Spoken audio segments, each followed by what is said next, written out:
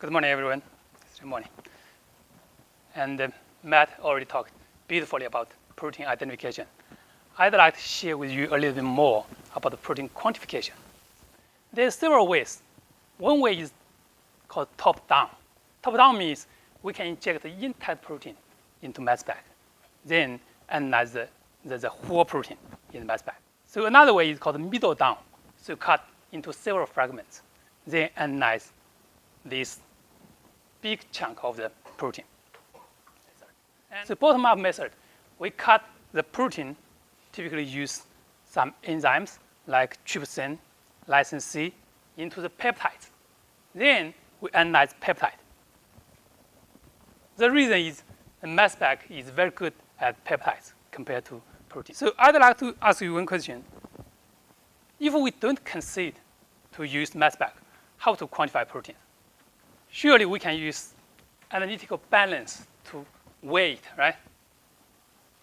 And also can use, like there were some assay, like BCA, Brantford assay. But this was all for the whole proteins. If in a mixture, we're only interested in one protein, especially for a lot of biology studies. So we are interested in one protein in a cell. So they are also very powerful and classical method is called Western blotting. I once thought this is maybe a very old method, but in the process of preparing these slides, I searched in Google. Actually, this method is not very old. It was established in like 1980s around, or just before 1980s. So use Western blotting, we also can quantify a protein in a mixture. But we need antibody, right? Antibody only specifically can recognize that proteins. Here is an example. So if you have the protein against the beta arc and also have purified these proteins, we can make a working curve. Actually, this signal intensity is how dark is the signal as a function of the concentration of proteins. Then, for the real sample, we can compare. We also can read the dark list. Use a kind of machine called densimeter. Based on this signal intensity and the working curve, we can quantify the protein. And there's also some other ways. For example, immunostain and also ELISA all can quantify proteins. But all this method is based on antibody. A lot of times, antibody maybe is not available, or the quality of the antibody is not that good. So actually, nothing wrong with all these methods. These kinds of methods are still very popular and very powerful. And if you have a right antibody, your lab is already set up for this kind of experiment. So this is a quick experiment, especially for Western blotting, right? So even quicker than mass spec. You just run one day, maybe you can get beautiful results, and it's well accepted and could be publishable. For example, the antibody is not available, or the quality of an antibody is not good enough. So in this case, you might be able. It's better for you to think out of some other ways, especially that protein is very, very important for you. You still want to identify it or quantify it. Identification, Matt already talked. So here, I'd like to talk more about the protein quantification using mass spec-based method. So mass spec, we can measure the relative abundance change and also absolute amount of proteins. There are several methods available for this quantification. So for relative abundance change, there's spatial count, ion intensity-based quantification, isotope dilution method. Actually, we can use different ways to label it, either metabolic labeling or chemical labeling. And we also can quantify absolute amount of the proteins in a sample. So every method has its strengths and weaknesses. First, I like to talk about the spatial count. Spatial count, from the name, we know actually is count spectrum, defined as the total number of spectrum identified for a protein. So it's proportional to the amount of protein. This is theoretically. But practically, let's just talk about. For example, here is a mixture of the sample. It contains different proteins. For the gray proteins, it's the most abundant one. For the blue one, is least abundant.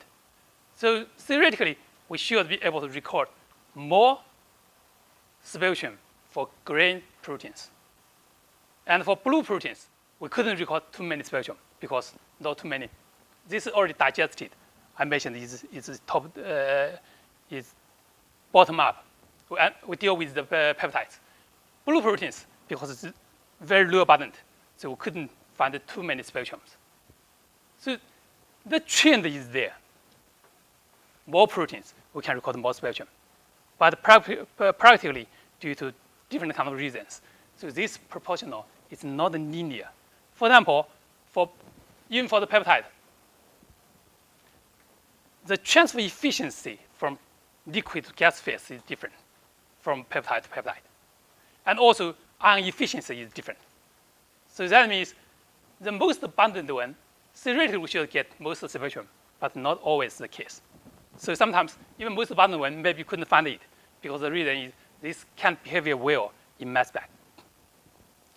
The strength of this method is convenient, right? You have spectrum, you have a sample, digest it, shoot into the machine. And also, it's label-free. You don't have any heavy isotope for label it. It's cheap, but it's a semi-quantitative method. You can estimate how much, roughly, but not very accurate. Another method is ion intensity-based quantification. That's also theoretically, if peptide is more abundant, the signal should be stronger. But it's also not always the case due to the structure difference or the property difference of the peptides. And another thing is, if for mixture, there contains a lot of peptides, thousands, or even millions of peptides, you can't see all the peptides in one spectrum. Then you need to maybe use LC to separate them, and record different spectrums. For different spectrum, it's hard to compare the intensity. The reason in mass spec, actually, it's also what I mean, the intensity shift from spectrum to spectrum. Even the same amount of peptide, if you shoot today or shoot tomorrow, maybe you can get different intensity for that peptide because the machine is also changed. So this method actually is relatively very accurate. It's called isotope dilution method. Almost every element contains several isotopes, right? For example, carbon 18, carbon 12. This is the most abundant isotope, naturally. So it's like 99%. Carbon 13 is also another stable isotope for carbon. The abundance naturally is around 1%. So we can use this. Actually is a peptide isotope profile. Use several carbon in a peptide. Use the heavy carbon to label the peptide. Then systematically shift the isotope profile. So isotope, the good thing is, from chemistry point of view, their properties are identical, but their masses are different. So chemistry, the properties are identical. That means the rotation times are same. If we even use the LC to separate them, they still have the same rotation time. We still can record them in the same spectrum. So this method can give us very accurate quantification, but it's expensive because every time we talk about heavy isotope, it's almost never cheap. It's expensive. Another thing is, for experiment, we also need more steps. We need to label either protein or peptides. There are different labeling ways can label either protein or peptides. So SciLike actually is the metabolic labeling method. It's called stable isotope labeling by or with amino acid in cell culture. So we can use the heavy isotope amino acid to feed the cell. Then the cell will take in the heavy isotope, the heavy amino acid, and synthesize the proteins.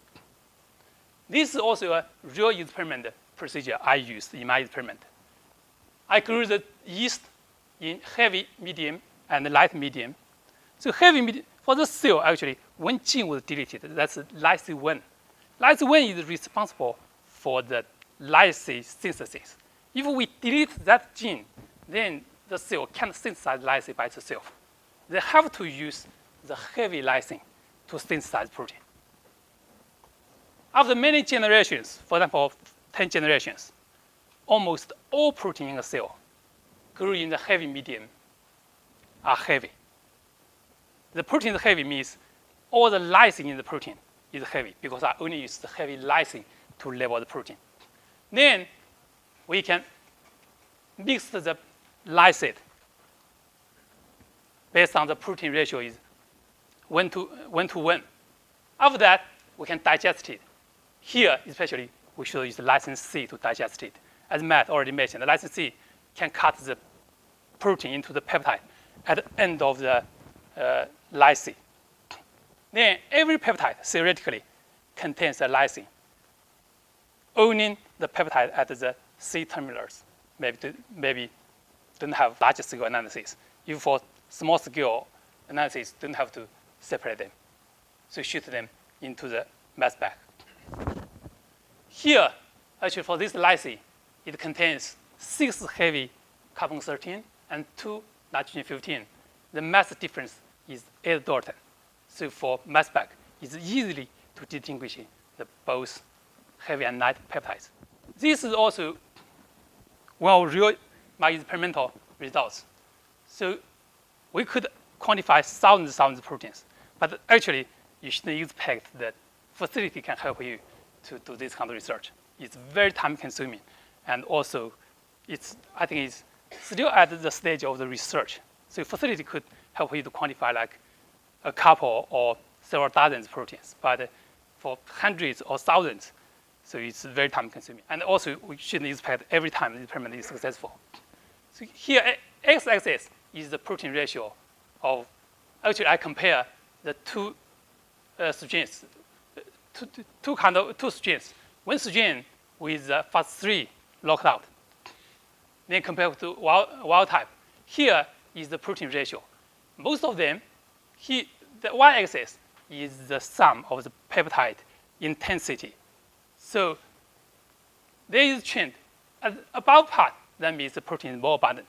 Low part, the protein has low abundancy. Most of them, the protein ratio is around 1. Only a few proteins are downregulated or upregulated. So let's take a look. Here, KSS1 is very interesting because KSS1 is the analog of Fas3. So that means it's already well documented. Fas3 is deleted. KSS1 is supposed to be upregulated to rescue some functions of the Fas3. Since, like I mentioned, the Western blotting is still most popular and the classical method. So mass spec results sometimes is still need to be validated, right? I also run the Western blotting. So this is wild type. I found the antibody against the KSS1. In wild type, I found it. And KSS1 deletion gene, so it's gone. This served as a control. And Fas3 is upregulated. Obviously, this signal is darker than here. But mass spec, good thing is we can measure the ratio almost immediately. So it's around 5-fold upregulated. And another labeling method I want to mention is actually the chemical labeling method. This is called isotope-coated fillet tag. So it's earlier than your iPhone. And this reagent contains 3 groups. So this group is functional group or reactive group. It can reactive here specifically reactive to the side chain of cysteine, to the siol group. And in the middle part is the linker. So linker, we can integrate different heavy isotope. This part is a fillet tag. After this react with the peptide contains cysteine, then we can enrich all this peptide. And for different samples, if this reagent has a different version, right? One version is only contains all light, the normal isotope. Another reagent contains more heavy isotope. Then that will be labeled in heavy. This example, for example, this peptide, so this cysteine will be labeled. If we use the light reagent, this will be light. If we use heavy reagent, it will be tagged by a heavy tag. We can identify it by sequencing. We also can quantify it because for different sample, we label these different versions. One is light, one is heavy. After mixing them, so they're in the same sample. And actually, the chemical properties is also same. Even we use AOC, we can't separate them because retention time are identical. So we can record in the same spectrum. Then based on the intensity, they can tell us the protein abundance. Actually, is this peptide abundance difference. And this peptide, if it's unique for our protein, then this also reflects the protein abundance difference. ICAT, obviously the disadvantage is it only can label the peptide contains the cysteine. But not every peptide contains cysteine. So still a lot of peptides don't have the cysteine, that amino acid residue. So this is a latest version of similar like ICAT, but it's more efficient and more effective. So it also contains 3 groups. This NHS, it can label a amine group. We know every peptide contains a amine group. So either add the every N terminals of peptide contains amine group NH2. And also the side chain of lysine also has the amine group. This reactive group can react with every peptide. It covers more peptides. And here, this is the balance, also kind of linker, and also called balance group. And this part is called the report groups. So it's also, they're also a little bit different. There's some difference. For ICAT, it's analyzed at 4 ms level. This is quantified at ms2 level. So actually, different positions like carbon, nitrogen, could be labeled by heavy isotope. And then the balanced group will compensate this part. So overall, for example, there is 4 versions of reagent. Can label 4 samples, all react with this peptide. And overall, because this is the report group, this is balance group, the mass is the same. So then they have the same mass. If from 4 ms point of view, you only see 1 peak. But that 1 peak has different contributions from all different peptides. And retention time is identical. You only can see 1 peak at 4 ms level. It's different from ICAT. ICAT, you can see 2, right, in the 4 ms. But then when we fragment them, so report ion will fall off.